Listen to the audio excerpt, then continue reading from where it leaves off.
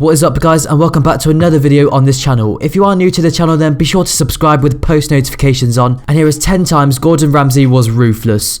Number 1. Seascape. The main problem turned out to be the son, Peter's emotional problem. During a confrontation between the two owners and Gordon, even mum Irene calls her son out for not stepping up to the plate in business.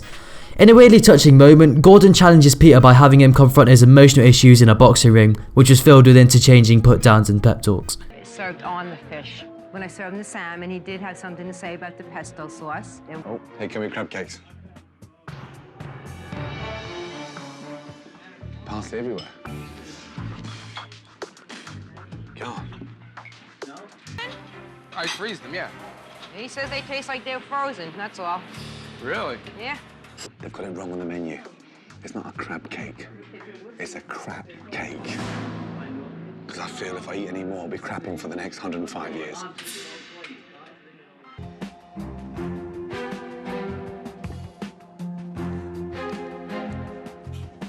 What is that?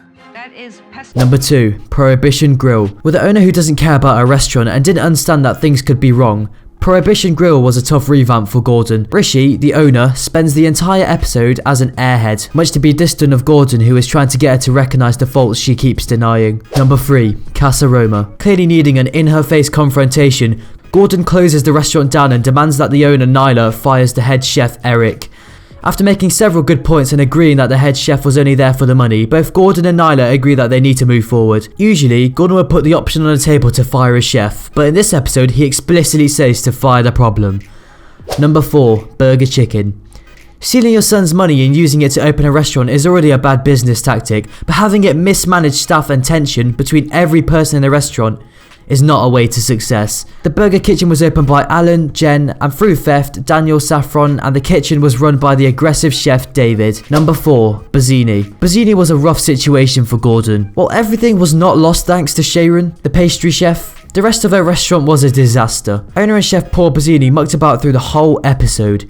During the first night service, he allows things to get backed up so that Gordon stepped in and took control of the kitchen. Next up, we have Le Bistro. Chef and owner Andy of Le Bistro was a classic example of the type of owner Gordon wanted to change in his show.